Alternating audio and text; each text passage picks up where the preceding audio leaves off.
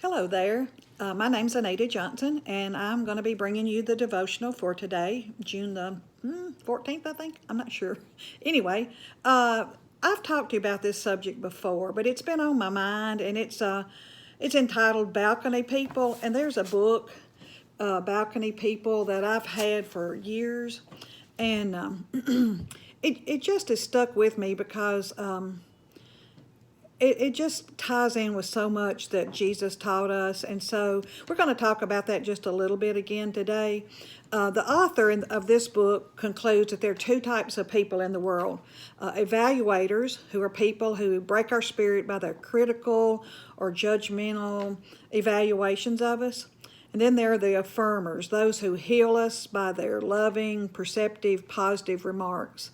And she states, of course, that affirmers also sometimes have to correct us, but they do it with love and gentleness. And so let me just ask you this question. Who are your affirmers?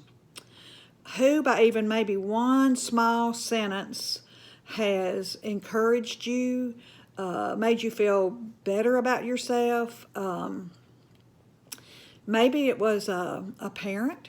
Maybe it was a teacher, a friend, just a coach, maybe even somebody from church. Has somebody in your life been an affirmer? And I'm sure you have them. Number one affirmer for us is God, of course, Jesus Christ. And but just hold that thought a minute. We're going to come back to that at the end. But I'm pretty sure that you're like me. You have definitely had evaluators in your life. Somebody that's just crushed our spirit or made us feel unworthy. And then there's also, as believers, some of us maybe who wear masks, and we always say we're okay, that we just don't think we can share. But the devil just keeps prodding us with, you're not worthy, you're not good enough, you're not good at this, you're not good at that. And I myself, I know I can recall events from many, many years ago that came spewing out of an evaluator's mouth, and I've forgiven them, but I haven't forgotten it. I don't think you can forget those things sometimes. I don't dwell on them anymore, that's for sure, and I haven't in a long, long time. But we can easily hash up those things in our past where somebody has, and maybe you're even in the midst of it now when someone has said something to hurt you or to make you feel like you're not what you ought to be. So let's think about it. Evaluators and affirmers. Which one am I? Which one are you? It seems to me that our country's at a crossroads. And I think as Christians, it's imperative for us to be focused on being affirmers. Let's look at Galatians chapter 6, verse 2. And it says, bear one another's burdens and so fulfill the law of Christ. And we know two commandments that he gave us is to love the Lord your God with all your whole heart, with all your soul, with all your mind, with all your strength. And the other is to love your neighbor as yourself. And so we know those two commandments, but let's try to focus on those more. Let's turn to John chapter 13 and look chapter 13 verses 34 and 35. Okay, verses 34 and 35. And John says, a new commandment, Jesus, not John, I'm so sorry. He is, it's drawing toward the end of his life, and he is trying to impress upon his apostles and the disciples the most important things. And he says in verse 34, a new commandment I give you, that you love one another, as I have loved you, that you also love one another. By this will you know that you are my disciples, if you have love for one another. Did you catch that? 3 times in those verses, those two verses, he tells us to love one another.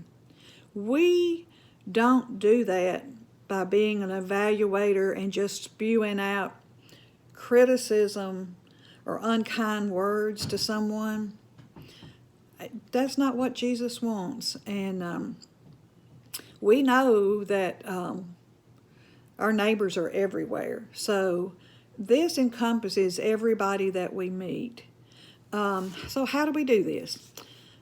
So let's think of a few ways that we might encourage each other. Let's look at 1 Thessalonians chapter 5. 1 Thessalonians chapter 5 and verse 11. And he says, therefore encourage one another and build each other up, just as you are doing. Now, Paul had bragged on the Thessalonians, and he knew that they were doing this, and so it's good to have that reputation. But he again wanted to remind them to encourage each other, to build each other up, and so we need to remember that, and we need to keep doing that.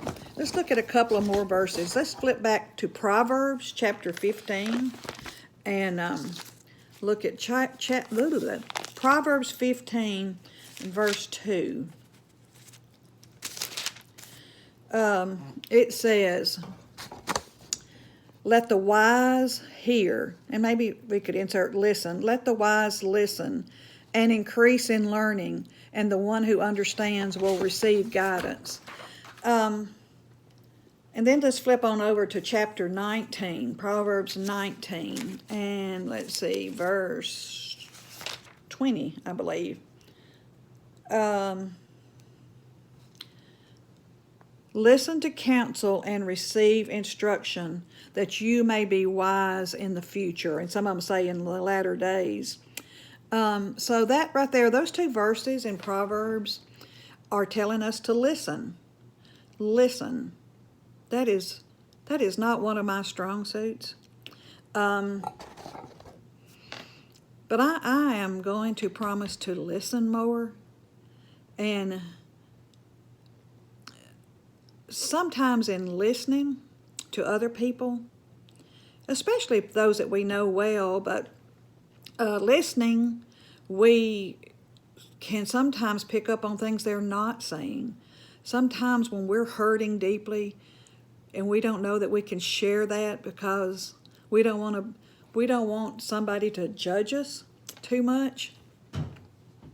So let's listen and let's see if we can pick up on what that person's heart is trying to tell us. This is a real affirmer, somebody that listens and searches for our needs. We got to start doing that, people. We have got to listen to our children, or like some of you, to our parents. What are their needs? Are they hurting? We just need to listen more. And I think that's a wise thing that the Proverbs, people in the person that wrote Proverbs is telling us. Maybe if you're a student, sometimes I would suggest some of the things that you might do to be an affirmer is to find someone. I don't know, it's been a long time since I've been in school, but in study hall, I used to try to find somebody in my study hall that didn't have somebody sitting with them, and go sit with that person and get to know that person and get to be friends with that person. You never know that what you might do for somebody just to pay them some attention. So let's pay attention at school, maybe in the lunchroom, the cafeteria, whatever we called it, the lunchroom back then, but in the cafeteria, the person that doesn't have anyone sitting with them, try to make a new friend. Try to go and listen and be kind. Be their affirmer. Look in Acts chapter 15. And Acts 15 and verse 32. It says, and Judas and Silas, who were themselves prophets, encouraged and strengthened the brothers with many words. Well, I know I just talked about listening, but we can encourage others. And I don't think it means you have to talk a lot.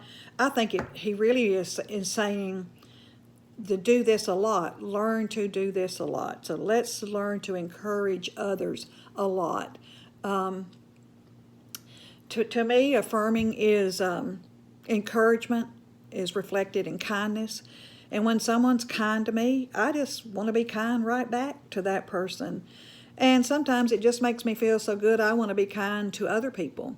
So when I think of kindness, the very first image that comes to my mind is my mama.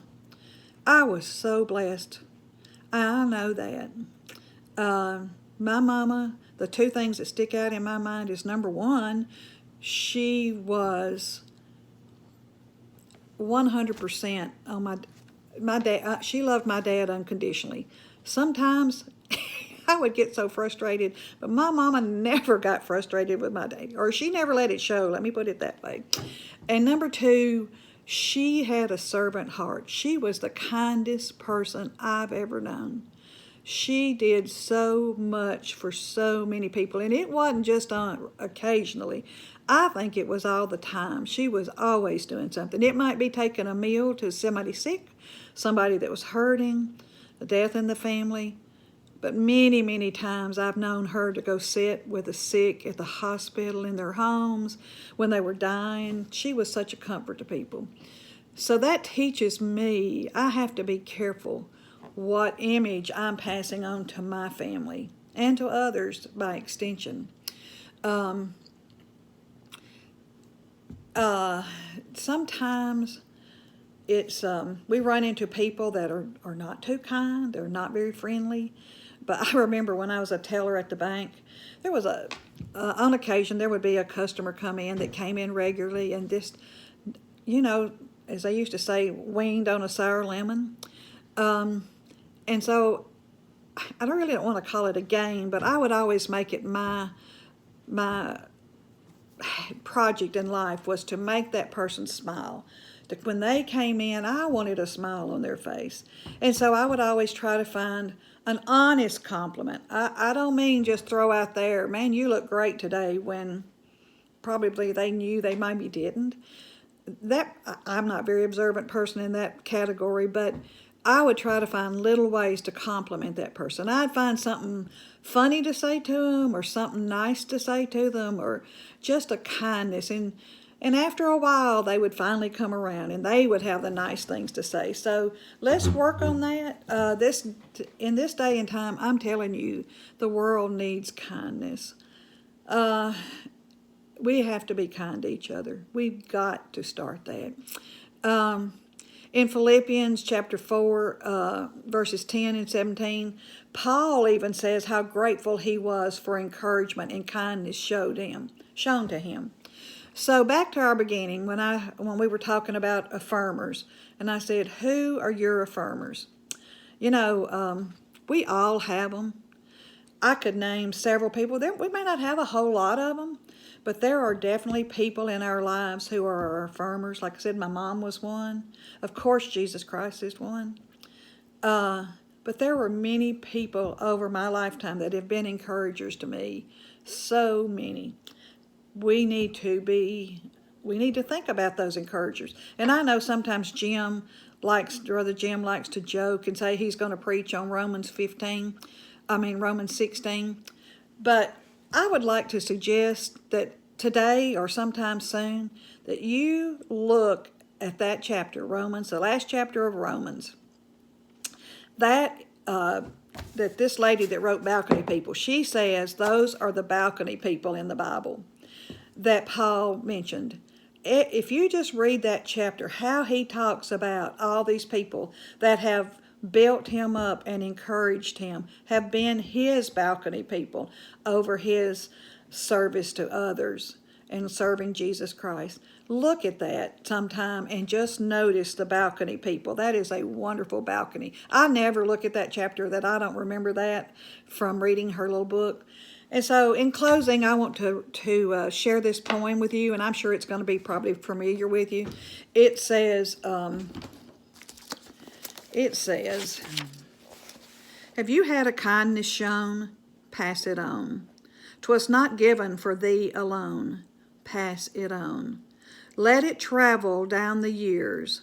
Let it wipe another's tears. Till in heaven the deed appears.